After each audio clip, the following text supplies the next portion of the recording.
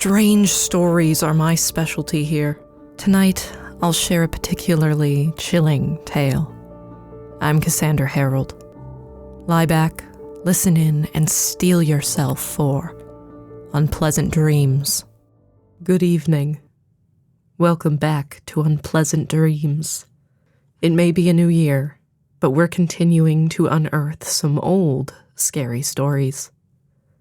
This week, we have The Yellow Wallpaper, originally called The Yellow Wallpaper, a Story, by Charlotte Perkins Gilman, first published 1892. This story is told as a series of diary entries from a woman living with her husband in a location quite familiar to us on the show, an old estate, potentially haunted. This story does one of my favorite things. It blends psychology and horror. The result is a captivating piece of feminist literature with horror elements that work on multiple levels. I hope you enjoy it as much as I do. And without any further ado, The Yellow Wallpaper by Charlotte Perkins Gilman.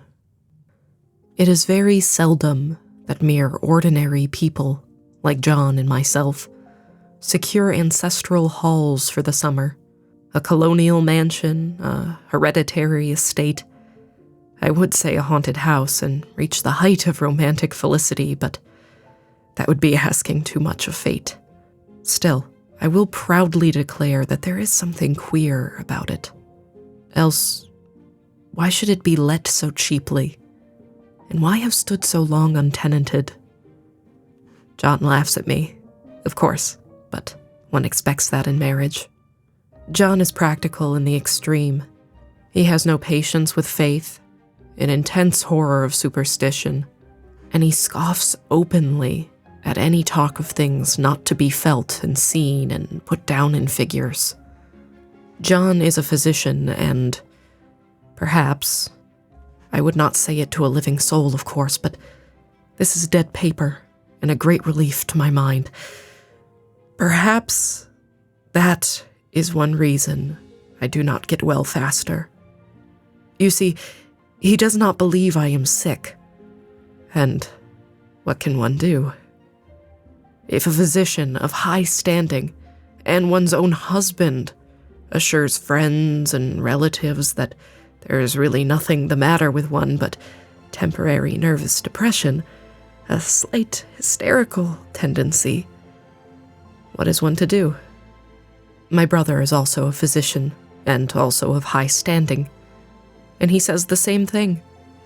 So, I take phosphates, or phosphites, whichever it is, and tonics, and journeys, and air, and exercise, and am absolutely forbidden to work until I am well again. Personally, I disagree with their ideas. Personally, I believe that congenial work with excitement and change would do me good. But what is one to do? I did write for a while, in spite of them, but it does exhaust me a good deal, having to be so sly about it, or else meet with heavy opposition. I sometimes fancy that, in my condition, if I had less opposition and more society and stimulus, but John says the very worst thing I can do is think about my condition, and I confess, it always makes me feel bad. So I will let it alone and talk about the house. The most beautiful place. It is quite alone, standing well back from the road, quite 3 miles from the village. It makes me think of English places that you read about, for there are hedges and walls and gates that lock and lots of separate little houses for the gardeners and people. There is a delicious garden. I never saw such a garden, large and shady, full of box-bordered paths and lined with long, grape-covered arbors with seats under them. There were greenhouses too, but they're all broken now. There was some legal trouble, I believe, something about the heirs and co-heirs. Anyhow, the place has been empty for years. That spoils my ghostliness, I'm afraid. But I don't care. There is something strange about the house. I can feel it. I even said so to John one moonlight evening. But he said that what I felt was a draft and shut the window. I get unreasonably angry with John sometimes. I'm sure I never used to be so sensitive. I think it is due to this nervous condition. But John says if I feel so, I shall neglect proper self-control. So I take pains to control myself, before him, at least. And that makes me very tired. I don't like our room a bit. I wanted one downstairs that opened on the piazza and had roses all over the window and such pretty old-fashioned chintz hangings. But John would not hear of it. He said there was only one window and not room for 2 beds, and no near room for him if he took another. He is very careful and loving and hardly lets me stir without special direction. I have a scheduled prescription for each hour in the day. He takes all care for me, and so I feel basely ungrateful not to value it more. He said we came here solely on my account, that I was to have perfect rest and all the air I could get. Your exercise depends on your strength, my dear, said he, and your food somewhat on your appetite, but air you can absorb all the time.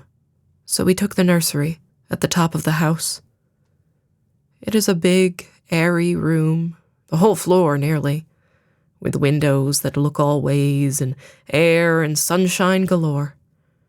It was nursery first, and then playground and gymnasium, I should judge, for the windows are barred for little children, and there are rings and things in the walls. The paint and paper look as if a boys' school had used it. It is stripped off, the paper, in great patches all around the head of my bed, about as far as I can reach, and in a great place on the other side of the room low down. I never saw worse paper in my life. One of those sprawling, flamboyant patterns committing every artistic sin. It is dull enough to confuse the eye in following, pronouncing enough time to constantly irritate and provoke study, and when you follow the lame, uncertain curves for a little distance, they suddenly commit suicide, plunge off at outrageous angles, destroy themselves in unheard-of contradictions. The color is repellent, almost revolting, a smoldering, unclean yellow, strangely faded by the slowly turning sunlight. It is a dull yet lurid orange in some places, a sickly sulfur tint in others. No wonder the children hated it. I should hate it myself if I had to live in this room long. There comes John, and I must put this away. He hates to have me write a word. We have been here 2 weeks, and I haven't felt like writing before, since that first day. I am sitting by the window now, up in this atrocious nursery, and there is nothing to hinder my writing as much as I please, save lack of strength. John is away all day, and even some nights when his cases are serious. I am glad my case is not serious, but these nervous troubles are dreadfully depressing. John does not know how much I really suffer. He knows there is no reason to suffer, and that satisfies him. Of course, it is only nervousness. It does weigh on me so not to do my duty in any way. I meant to be such a help to John, such a real rest and comfort, and here I am, a comparative burden already. Nobody would believe what an effort it is to do what little I am able, to dress and entertain and order things. It is so fortunate Mary is so good with the baby, such a dear baby. And yet, I cannot be with him. It makes me so nervous. I suppose John never was nervous in his life. He laughs at me so about this wallpaper. At first he meant to repaper the room, but afterwards he said that I was letting it get the better of me, and that nothing was worse for a nervous patient than to give way to such fancies. He said that after the wallpaper was changed, it would be the heavy bedstead, then the barred windows, and then the gate at the head of the stairs, and so on. "You know, the place is doing you good," he said. "And really, dear, I don't care to renovate the house just for a 3 months rental." "Then do let us go downstairs," I said. "There are such pretty rooms there." Then he took me in his arms and called me a blessed little goose, and said he would go down in cellar if I wished, and have it whitewashed into the bargain. But he is right enough about the beds and windows and things. It is as airy and comfortable a room as anyone need wish, and, of course, I would not be so silly as to make him uncomfortable just for a whim. I'm really getting quite fond of the big room. All but that horrid paper. Out of one window, I can see the garden. Those mysterious, deep-shaded arbors, the riotous, old-fashioned flowers and bushes and gnarly trees. Out of another, I get a lovely view of the bay and a little private wharf belonging to the estate. There is a beautiful shaded lane that runs down there from the house. I always fancy I see people walking in these numerous paths and arbors. But John has cautioned me not to give way to fancy in the least. He says that with my imaginative power and habits of story-making, a nervous weakness like mine is sure to lead to all manner of excited fancies, and that I ought to use my will and good sense to check the tendency. So I try.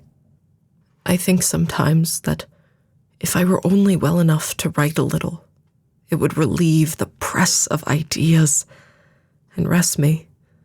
But I find I get pretty tired when I try.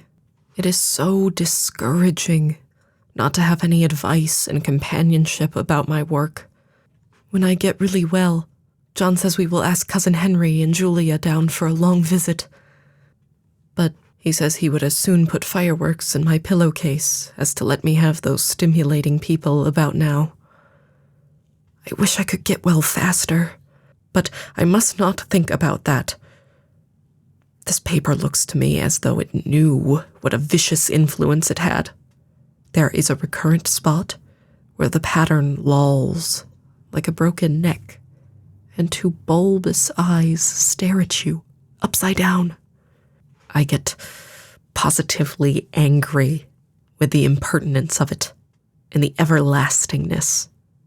Up and down and sideways they crawl, and those absurd, unblinking eyes are everywhere.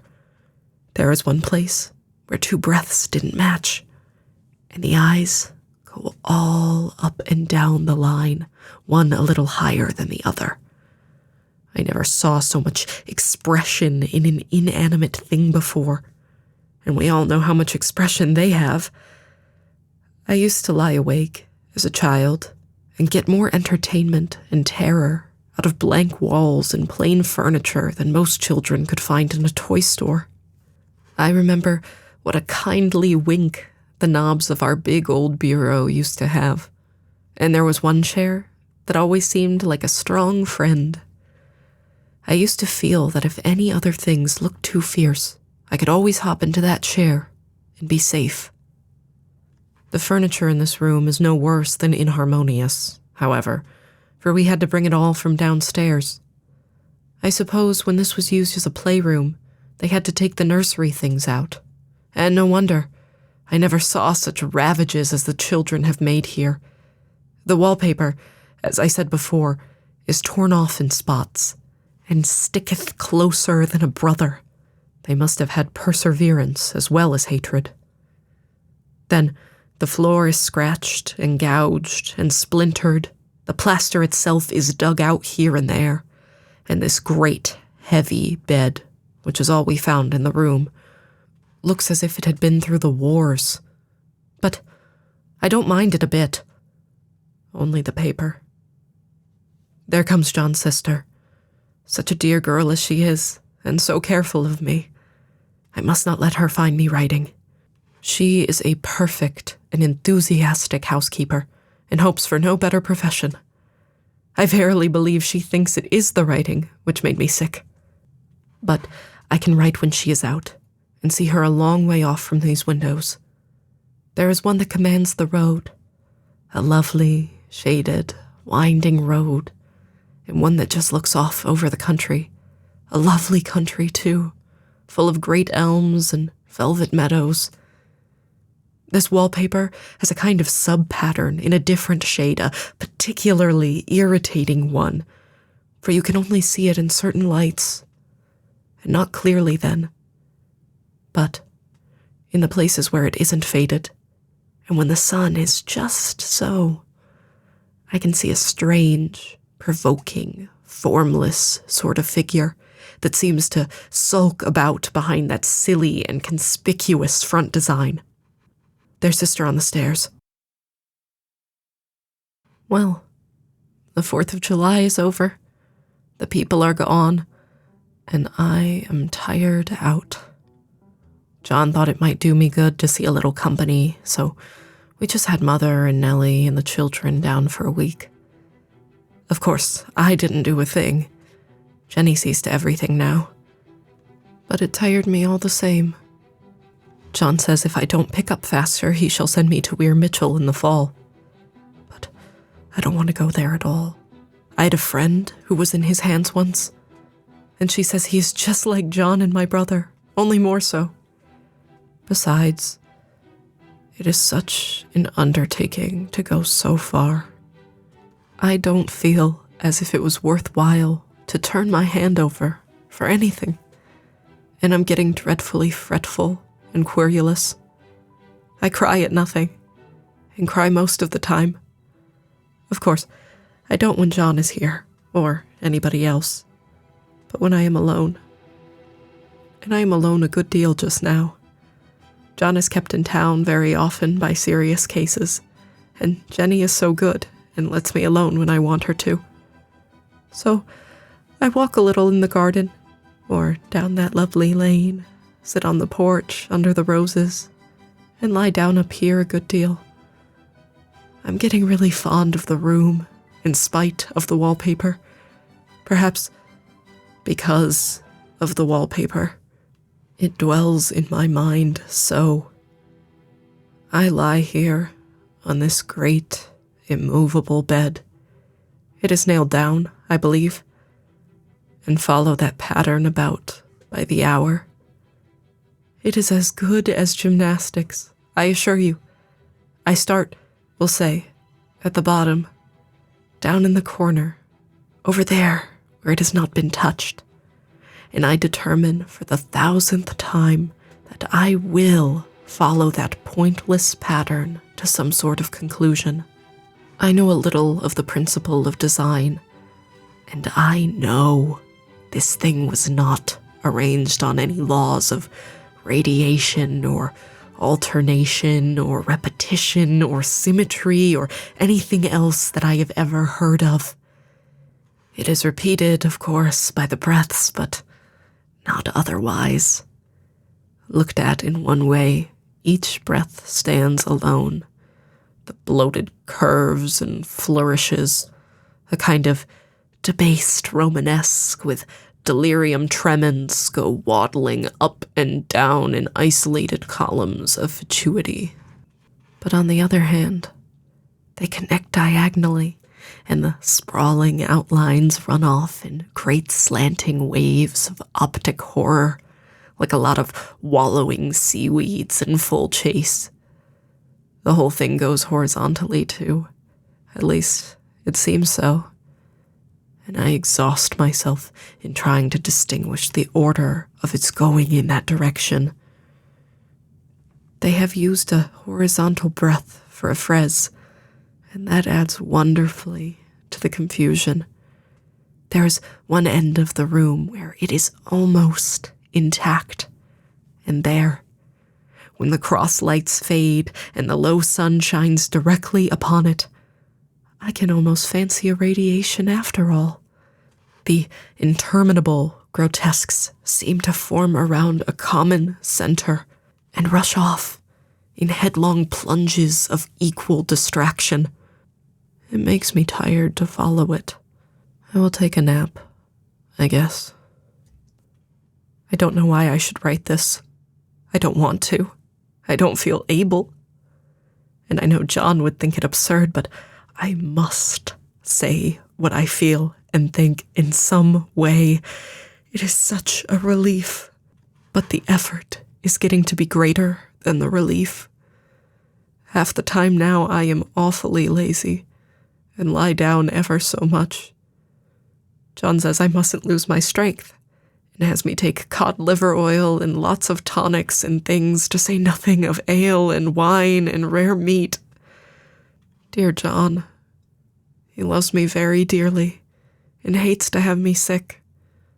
I tried to have a real, earnest, reasonable talk with him the other day and tell him how I wished he would let me go and make a visit to Cousin Henry and Julia.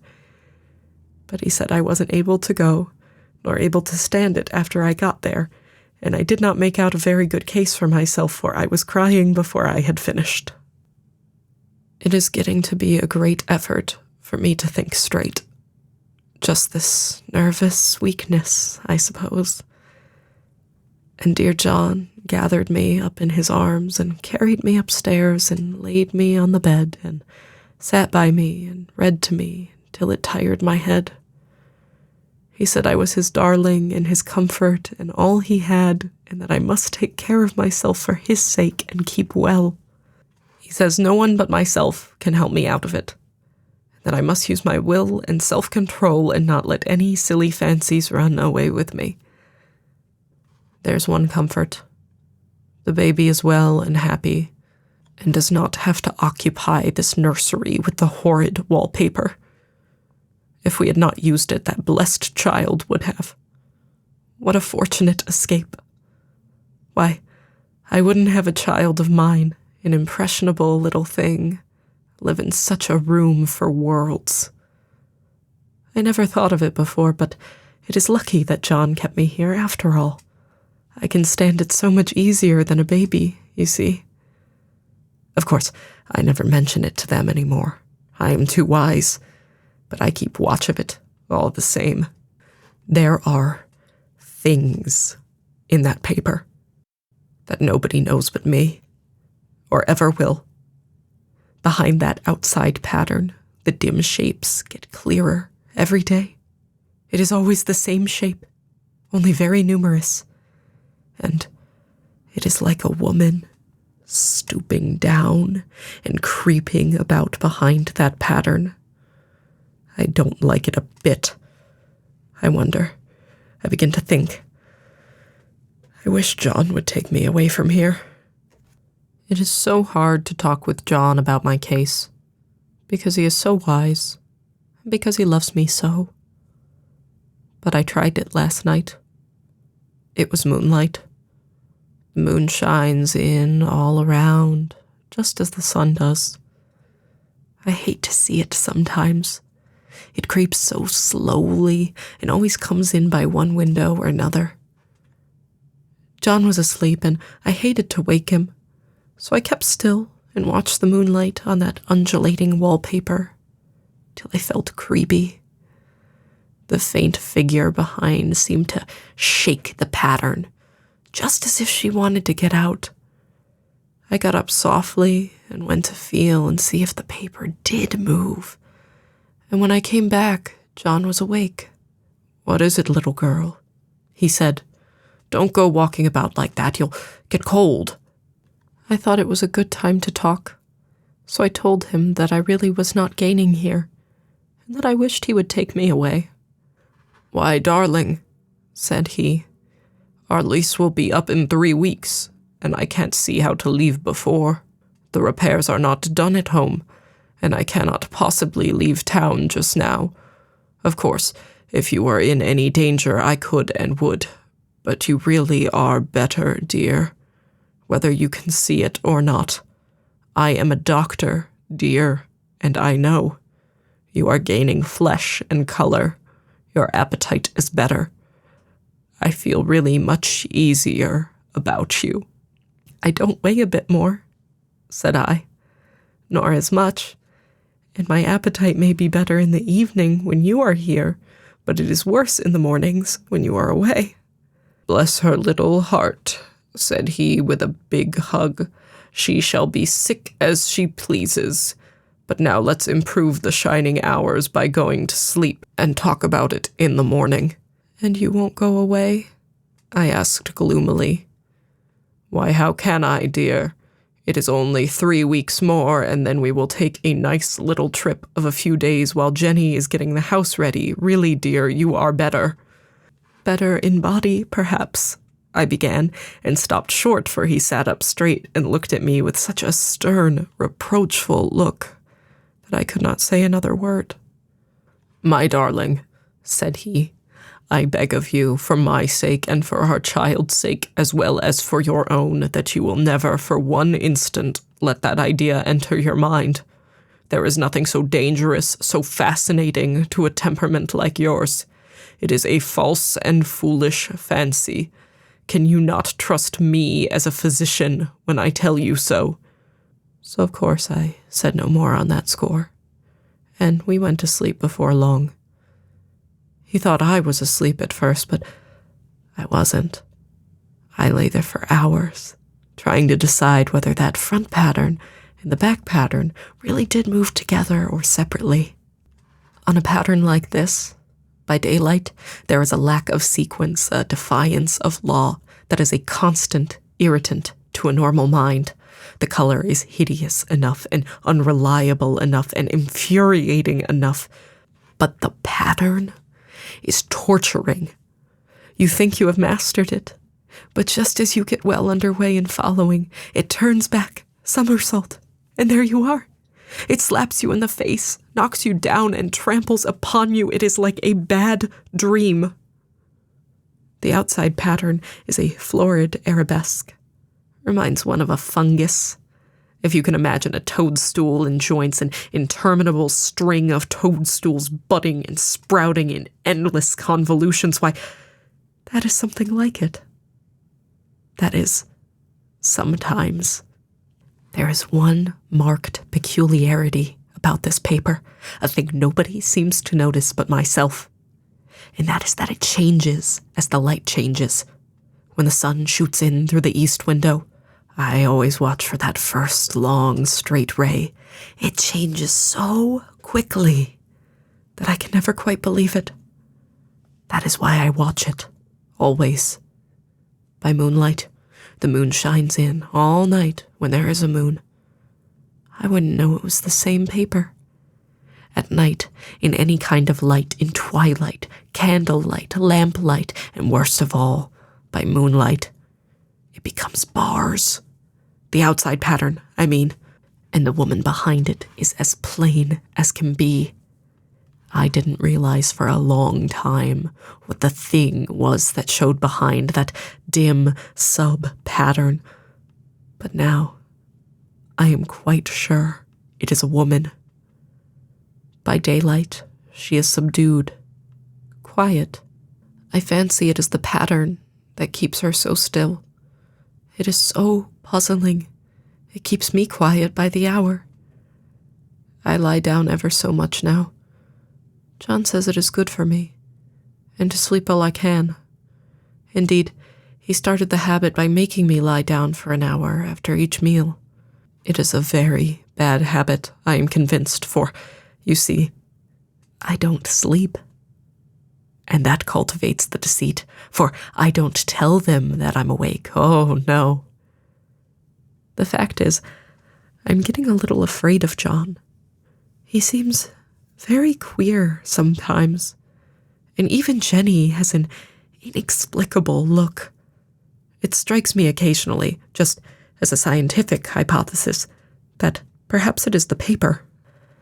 I have watched John when he did not know I was looking, and come into the room suddenly on the most innocent excuses. And I've caught him several times, looking at the paper. And Jenny, too. I caught Jenny with her hand on it once. She didn't know I was in the room, and when I asked her in a very quiet voice, with the most restrained manner possible, what she was doing with the paper, she turned around as if she had been caught stealing, and looked quite angry, asked me why I should frighten her so. Then she said that the paper stained everything it touched, that she had found yellow smooches on all my clothes and John's, and she wished we would be more careful. Did not that sound innocent? But I know she was studying that pattern, and I am determined that nobody shall find it out but myself. Life is very much more exciting now than it used to be. You see, I have something more to expect, to look forward to watch. I really do eat better, and am more quiet than I was. John is so pleased to see me improve. He laughed a little the other day and said I seemed to be flourishing in spite of my wallpaper. I turned it off with a laugh. I had no intention of telling him it was because of the wallpaper. He would make fun of me. He might even want to take me away. I don't want to leave now until I have found it out. There is a week more, and I think that will be enough. I'm feeling ever so much better. I don't sleep much at night, for it is so interesting to watch developments. But I sleep a good deal in the daytime. In the daytime, it is tiresome and perplexing. There are always new shoots on the fungus and new shades of yellow all over it. I cannot keep count of them, though I have tried conscientiously. It is the strangest yellow, that paper. It makes me think of all the yellow things I ever saw. Not beautiful ones like buttercups, but old, foul, bad yellow things. But there is something else about that paper, the smell.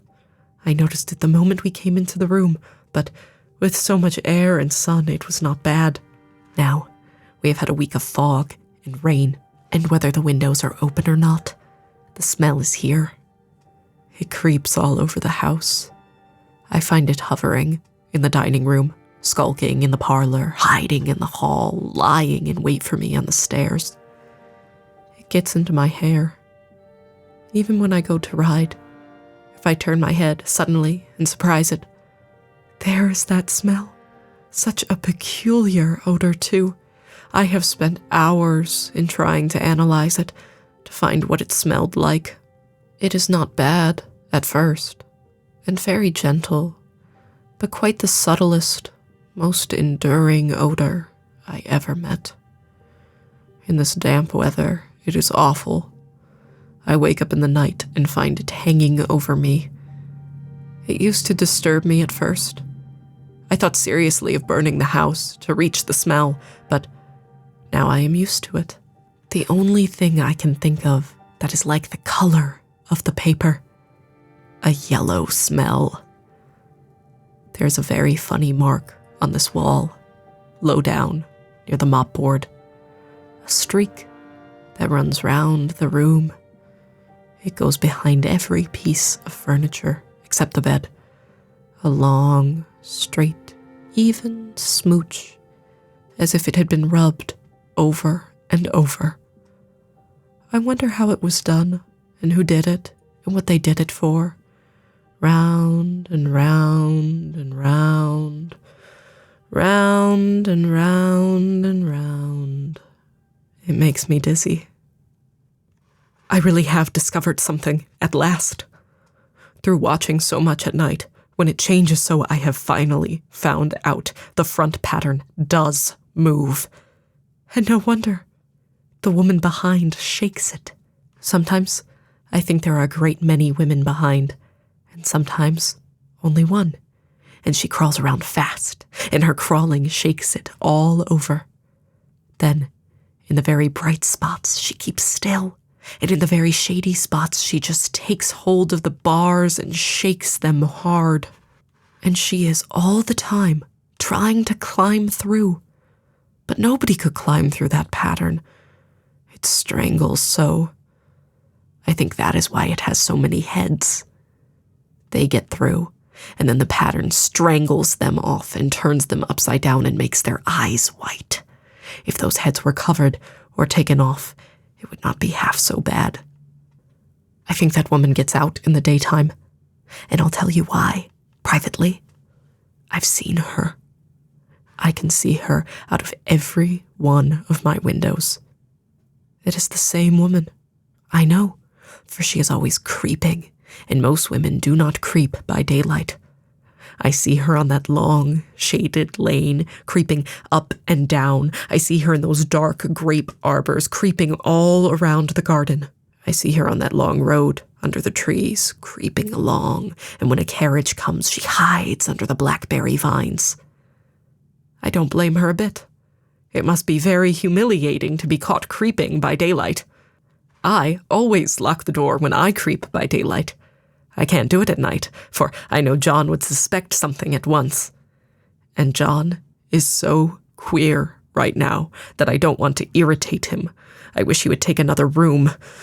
Besides, I don't want anybody to get that woman out at night but myself. I often wonder if I could see her out of all the windows at once. But turn as fast as I can only see her out of one at a time. And though I always see her, she may be able to creep faster than I can in turn.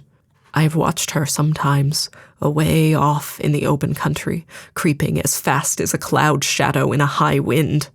If only that top pattern could be gotten off from the under one. I mean to try it, little by little.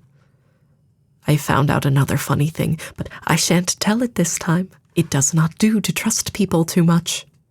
There are only 2 more days to get this paper off, and I believe John is beginning to notice.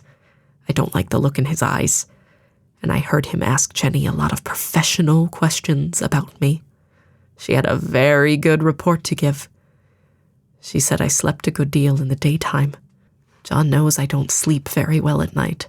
For all, I'm so quiet. He asks me all sorts of questions, too, and pretended to be very loving and kind, as if I couldn't see through him.